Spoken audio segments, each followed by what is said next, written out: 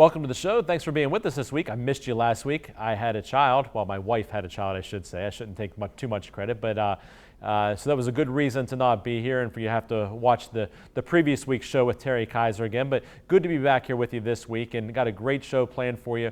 Ralph Baxter, former CEO of Oric and current candidate for United States Congress here in the 1st District, will be with me this week as my guest, and really looking forward to talking to him about all the things that go into his decision to run for Congress, his background, the things that he looks forward to doing. So looking forward to talking to Ralph. And then also on the show, we'll be talking sports, of course, and that will include, toward the end of today's show, my take on what's going on in the NFL right now and with sports in general. So we got a great show planned for you. We'll take a break and we'll come right back with Ralph Baxter. Stay with us here on the Jamie Bordas Show. Tractor trailers are some of the most dangerous vehicles on the road. There are federal rules for load sizes, driver's hours, and maintenance for a reason.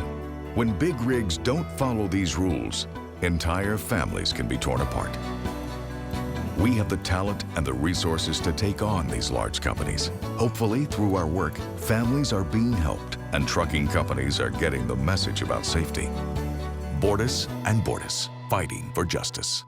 You can love what you drive. During Ram Power Day, save up to $15,000 on a Ram Hemi 4x4, or lease one for $269 down and $269 per month. Get an all-new Jeep Compass as low as $21,890, or lease for $229 down and $229 per month. Or a 2017 Grand Cherokee as low as $30,690, or lease for $279 down and $279 per month. You can love what you drive at Sunset.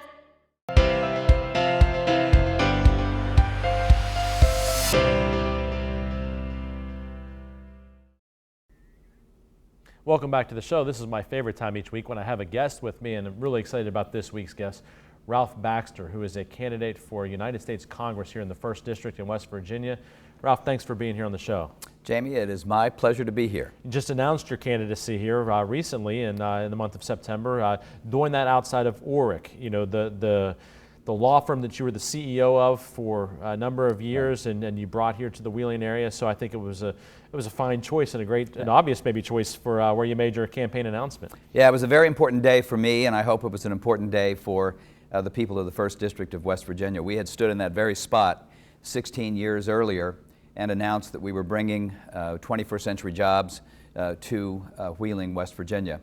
And we had hope that day that we could make things better, improve the economy of West Virginia, and of course do great things for Oric and its clients. And that's turned out quite well. And so to stand there 16 years later and announce something quite different, candidacy for political office, and to talk about my present hopes and plans for the people of West Virginia, for the 1st District in particular, was a very moving moment for me. You know, one of the great things for me about the story, you know, of your bringing Oric here is that, you know, you're a guy who has roots here in West Virginia, in the Northern Panhandle, and who experienced some success with an international law firm and rose to be the CEO of that firm and decided, you know what, I'm going back home. I'm going to take this law firm and our, you know, this big global operations center that we have now here in Wheeling and stick it right there where I have roots in the Northern Panhandle of West Virginia, which is something you love to see if you're from here like I am, and you know how you were born and grew up here in your early years. It is. It's a wonderful story. And what makes this story so important is that everything we did in bringing Oric's Global Operations Center to West Virginia was good for the business of Oric. It was a choice we made that was good for Oric as a law firm, as a business. It was good for the clients of Oric.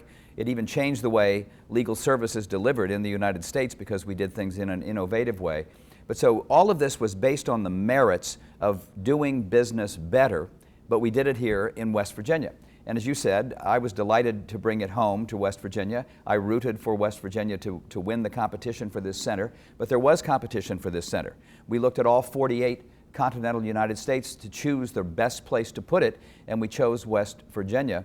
And then the heart of the story of Oric is that now that we've been here with this facility operating for 15 and a half years, we've proven that the decision we made was the right one. This was the right place to put it, and we've proven that the people of West Virginia are competitive with similar workers anywhere else in the United States. It's a huge success. You know, one of the things I found quite interesting, I was there when you made your announcement, and you talked about how the legal work even for Facebook buying Instagram was done, a lot of that was done right here in Wheeling. Right. So Oric, one of the facts that isn't necessarily known broadly in the state is that Oric is one of the great law firms in the world, truly, doing very sophisticated, complicated financial transactions and corporate deals and so on. And the innovation that Oric has been able to achieve because it has this global operations center is to do the work in a more modern way that delivers the results that the clients are looking for in a way that is not unnecessarily expensive. And so part of what that means is that we do some of the legal work right here in Wheeling. Some of the work that is part of transactions that are happening elsewhere happen right here at 2121 Main Street, Wheeling, West Virginia. And it's like I said about the other things, it's better for everybody. It's better for the clients, it's better for the outcomes, and it certainly creates wonderful jobs here in Wheeling. You mentioned that Main Street address, and when you look at, since the time that you made the decision to locate Oric's Global Operations Center there on Main Street in Wheeling, you look at what's happened along Main Street, and your firm was able to convince Williams-Lee to follow along and put a bunch of employees then right on Main Street. Right. You look at what's gone on with respect to other businesses, the health plans coming, and you look just even at I think the development down there in the center Wheeling area around Oric, and what's gone on there and how much, you took an old building that would really look like nothing could be done with it and put it into a beautiful modern facility, and you're starting to see it with other places now in the downtown area. Well, Jamie, you're exactly right. That's why this story is so important for West Virginia. It's a story that proves what is possible. So that building did not look like much 16 years ago when we decided to move in, and the community here in Wheeling worked together. Government and community organizations worked together to refurbish that building, and then in we came. And over these 15 and a half years we have been here, the story is just what you said. So Williams-Lee we brought to town. We now have 350 jobs. They have over 500 jobs at the other end of Main Street. The health plan is coming to the middle of Main Street. And when those three are up and running, we'll have nearly 1,500 21st century jobs right there on one street in one city in West Virginia. And what we've done here could be done in all the other cities. But the other thing you said is right as well. So when you create these new information age jobs, to go with all the traditional jobs that we have here in West Virginia and in Wheeling, but when you create those jobs, they in turn create commerce around them. So there are more restaurants. There's more need for the apartments. We have these two wonderful new sets of apartments in downtown Wheeling now that were generated by the demand because the jobs are growing. And this is how communities grow. It's how economies grow. And we're acting it out right here in Wheeling. And what we've done here can be replicated throughout the First District. From Clarksburg to Parkersburg and every place in between, we can do the same thing. I mentioned your West Virginia roots, and having been born here, grown up, and you oftentimes speak fondly of your roots and your ancestry. Your grandparents, having a farm in Wetzel County, and then you spending so much time there when you were young, and then the family moving up to Brooke County, and then ultimately your mother got a job out there. But a lot of people may not realize that this is where your life started off, and for the first decade or so of your life, it's where you spent your time. That's right. This is my home. This is where I learned to read. It's where I formed my values, as you do as a young person, and it is the origin of my life and who I became. And all of the talents that developed in me, all the things I was able to do in my career, began with a foundation right here in the northern panhandle of West Virginia. My ancestors have been in Wetzel County, West Virginia, since before there was a West Virginia. My dad's family has a graveyard out on a hill on Newman Ridge, where you can see the tombstones of my ancestors who were born in years before our state was formed. And the same thing is true of my mother's family. My mother's family is out from Pine Grove in Wetzel County, and her generations go back from before the beginning of the state, and so do my dad's. And there's no question that when I think about my life, what I have been able to do really is a product of the early cultural training, cultural development I experienced here in West Virginia, and the education I got. Those early years of education in West Virginia enabled me to go on to other education elsewhere in my life. When you look at some of the educational institutions that you've gotten degrees from, Stanford and University of Virginia, some of the top schools in this country, it does demonstrate that kids from here, I think, see that and say, hey, I can do that too. I mean, I know Kaylee Miller, a young lady, is at Stanford now from Wheeling, right. And I know her mom, who's the superintendent of schools here, is very proud. Right. Her dad, David. But you see, people going to schools like that, and you say, I can do it too. So I think it's a great thing for kids. It is a great thing. For all of our people who are from West Virginia who are blessed to be successful, demonstrate what everybody can do. Everybody. I was raised in New Martinsville, West Virginia, and Follansbee, Wellsburg, and Weirton. And these kids that are being raised today in those towns, they can do what I did. They can do what John Chambers did. They can do what Gaston Caperton did, what all of the other people in West Virginia who've gone on to be successful have done. We can all do this. By the way, in that Stanford freshman class, or now sophomore class, there are 2 students from Woodsdale. My daughter, Ashley, and Kaylee are I didn't mean to leave Ashley out, yeah. but I wanted to relate to someone that was not related to you, but right. But of course your daughter also a student there in the sophomore class, and it's fantastic to see 2 kids from this area out there at a nationally recognized school like that, and get some beautiful weather out there too. They do. It's like a paradise for education, but you're quite right that it illustrates what we can do, and that's so all over the country. Wherever you go in the United States, you run into these really successful people who are so impressive, and they're from West Virginia. And of course, West Virginians talk, so we all are proud of our heritage. When we find another West Virginian someplace, we connect with each other. But the other thing you find when you go around the world and you interact with successful West Virginians, they're not only impressive and smart, they're good people. And it's a part of the character of our state that makes us special. We need to take a break. When we come back, I'll continue speaking with Ralph Baxter. We'll talk about what went into his decision to run for Congress. Stay with us here on the Jamie Bordas Show.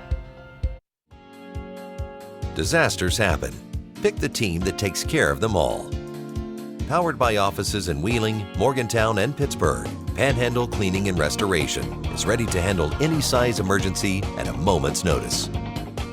We have the right people, knowledge, and equipment to respond 24 hours a day. I'm Dana Hogerson. When disaster strikes your home or business, tell your insurance provider you prefer the restoration company the Mountaineers call, Panhandle Cleaning and Restoration. Fighting for homeowners. Fighting for workers.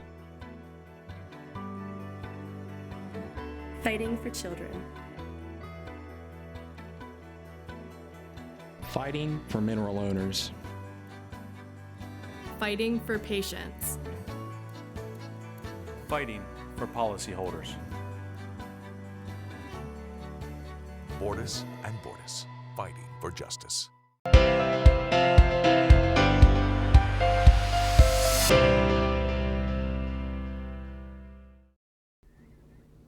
Welcome back to the show. I've been speaking with Ralph Baxter, former CEO of ORIC and current candidate for Congress here in the 1st District. And we were talking about your roots, but it's kind of come full circle now. For the past 16 years or so since you brought ORIC here, you've been living back here in the northern panhandle of West Virginia, and West Virginia has been a big part of your life. But now the decision to not just make it a part of your life, but to try to represent it through being a member of the United States Congress, and of course would ultimately have to face off against the incumbent David McKinley, who's been in there for several years. And what went into this decision to run for United States Congress, and why? People may be asking. Well, I have always cared about public policy as a citizen, and I've tried to be active in different ways in contributing to the community.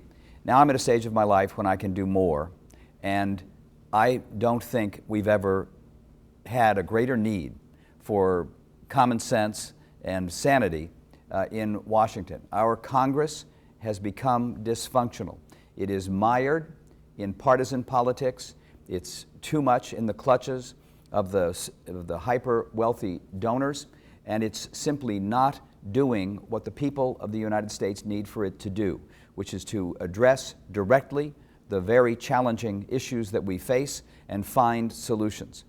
And so I looked within myself, frankly, about the role that I could play, and decided it was my time to serve, and decided to offer myself as the representative of this district. And that's what my mission is over the next 14 months, is to give the people of the 1st District of West Virginia a choice.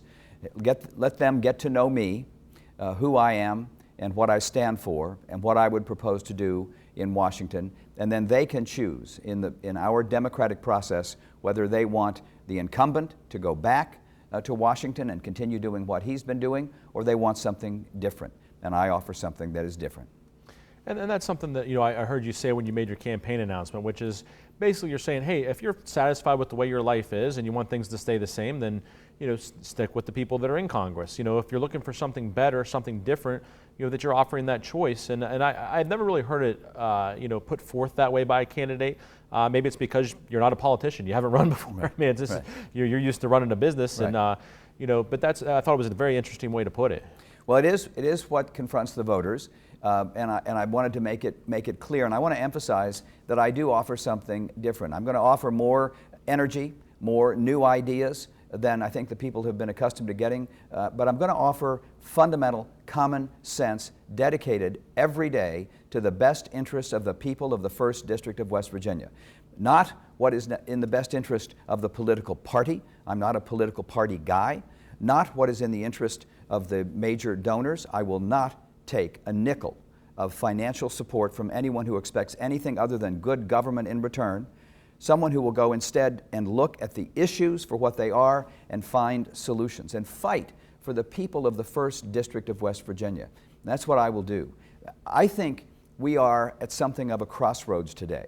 On the one hand, we have resources that are remarkable. The very resources that made Oryx so successful and Williams-Lee so successful, that have created these 1,500 jobs on one street in Wheeling, West Virginia. Those resources, our people and everything else we have in West Virginia, could create a much, much better future than we have today.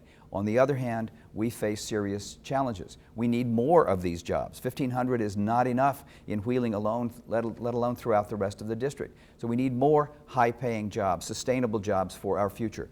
We need health care that's affordable for our people, and that's the key issue.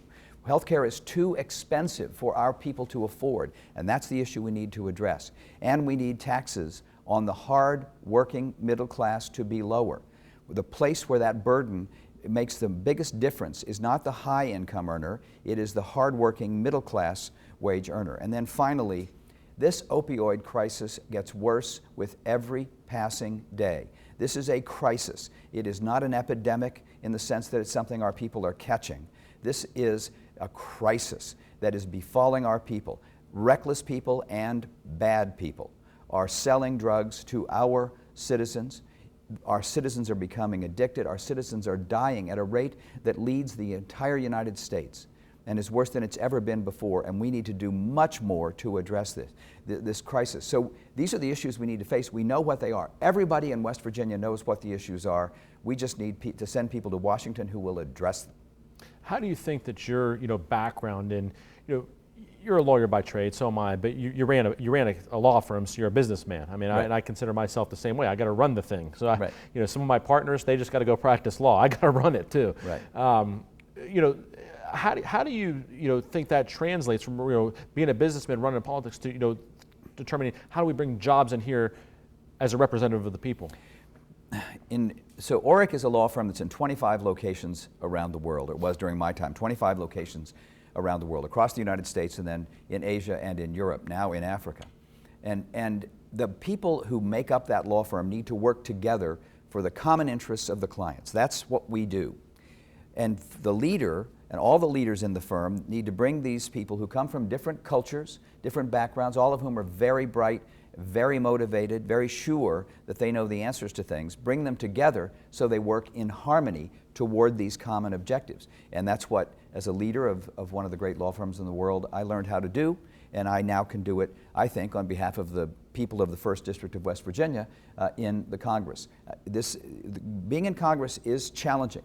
One person will not change the way Congress behaves overnight, but every single person who goes to Congress determined to do the best for the people of his or her district will make a difference, and I believe over the course of time the people of the United States are going to send more and more common sense people dedicated to the real issues confronting the American people, and fewer of these partisan, politicians that are letting people down.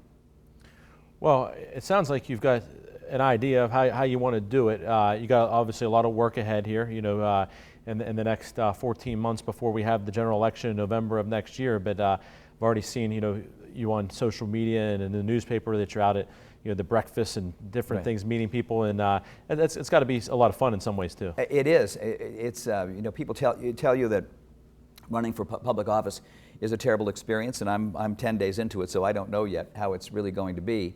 And it's hard work, but it really is fun. It's very engaging to be able to meet new people and talk about these issues that we all care about. And once you engage with someone and they know that you are sincere and that you really want to talk about the issues and you want to hear what they have to say, it actually becomes a lot of fun to do. I also have liked the parades. I like the steak fries. I like everything about it so far. Well, thanks for being here today. I certainly wish you all the best, and thanks, Jamie. appreciate you being here. Thank you. We need to take a break. When we come back, I'll be talking sports and talking especially about the NFL. Stay with us here on the Jamie Bordas Show. We're Panhandle Cleaning and Restoration, and we're gonna save you. We've got it down to a science, an absolute state of art. We do it all, restoration, cleaning, and reconstruction. When disaster strikes, just pick up the phone. We're Panhandle Cleaning and Restoration, and we're gonna save you.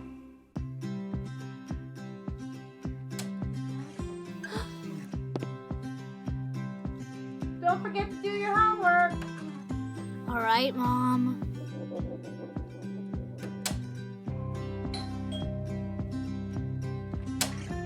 Trick or treat. Here you go. Happy Halloween.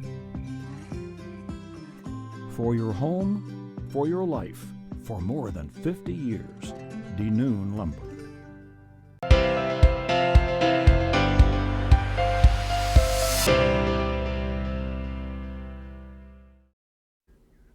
Welcome back to the show. It's time to talk sports, and I'm going to start off with the NFL. We'll talk about on the field the games first, and then we'll get into a little bit of other details.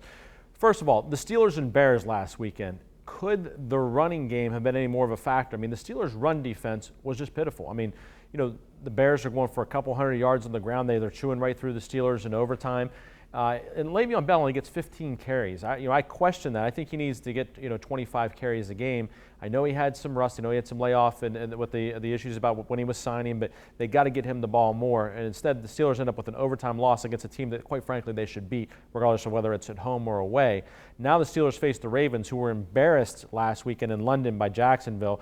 Of course, big rivalry. The Ravens always get up for the Steelers, but they are not playing good football. The Steelers should win this one this week, and I'll take the Steelers by 11 in this game, but they need to get back on track. And speaking of Pittsburgh sports, Andrew McCutchen, with maybe his last big moment in Pittsburgh this week, hit a first career grand slam on Tuesday night. Hard to believe he'd never hit one before, but they'll be facing an offseason again of do they keep McCutchen, don't they? I mean, his stock's probably gone up. I mean, he had a pretty good year compared to where he was last winter, so it'll be interesting to see what happens there.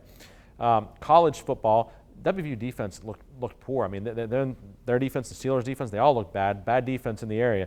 But Will Grier continues to impress, and he's going to have to, because it looks like they're going to have to score 50 points a game in order to beat anybody. Sadly, with respect to a local guy, Brendan Ferns from St. Clairsville, out for the season with a shoulder injury. Very disappointed to see that. So his second year in a row that his season's been ended early. Last year, of course, in the preseason. The Mountaineers now get a week off and try to get that defense in shape before they have some big games coming up, particularly against TCU, who knocked off Oklahoma State last weekend. Setting up your college football Saturday for you at noon, check out Northwestern at Wisconsin. Wisconsin number 10 in the country on ABC.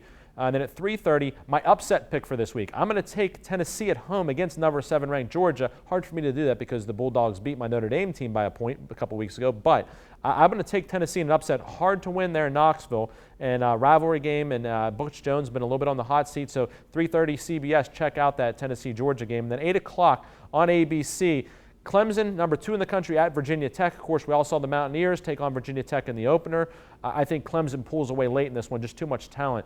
And they're awfully fast on the defensive side of the ball. But Virginia Tech has a great defense too. So I think this game stays close. And in the end, Clemson pulls away. Some other games of local interest. Indiana at number 4, Penn State. Penn State better be careful. They had to win on the last play last week, but that's at 3:30 on the Big Ten Network. And then 5 o'clock, Notre Dame with an odd home game on the NBC Sports Network. Not NBC, but the NBC Sports Network against Miami of Ohio. So I guess the other Miami, and that game should be an easy one for the Irish, who looked awfully impressive last Saturday night against Michigan State. And then 7:30 on the Big Ten Network, Ohio State at Rutgers. Of course, Ohio State number 11 in the country. Should be an easy game for them. Rutgers doesn't have much going for it. So, I like all the favorites there, Penn State, Notre Dame, and Ohio State, but, some games of local interest worth watching. Now, let's talk about the elephant in the room, this issue with the national anthem. A lot of controversy going back and forth in the media circuits, social media, in the lunchrooms at work. Pretty much everywhere I go, I hear people talking about it. And I think it boils down to this one thing, and that's respect. I think everybody on all sides of the issue just wants to see respect. On one side, people want to see respect for our flag, our country, for our military. On the other side, people want to see respect of themselves, regardless of their race, their national origins, whatever it may be. They want to be respected for who they are, the people they are in here inside. And that's what it comes down to. And I think that's, sadly, our country has gotten to a point where we sometimes lack fundamental respect for others. And maybe that's what's being taught in our homes. We're not seeing respect toward others. I see people going to restaurants, they don't take their hat off. I see people going to church, they don't dress or behave the way they should. I see people out and about and yelling and screaming at kids, doing different things. It's a basic lack of us teaching others respect. And I think that's what it all boils down to, regardless of which side of the issue you may come down on, is a respect for others, a respect for the things that are important to people, a respect for principles. So I think when we can all get back to saying we are going to respect others, we're going to have respect for what our country stands for, we're going to have respect for what other people do and who they are, not what they look like, not what they're doing, not what comes out of their mouth, but respect for them as human beings, then I think maybe all of this can settle down. Are we setting good examples? I'm not so sure we are. Hopefully we can all do a better job of setting a better example for all those in our country, and especially our youth, to let them know that if you have respect for others, we won't have situations like this. That's all the time we have this week. Thanks for joining in. We'll see you again next week on the Jamie Bordas Show.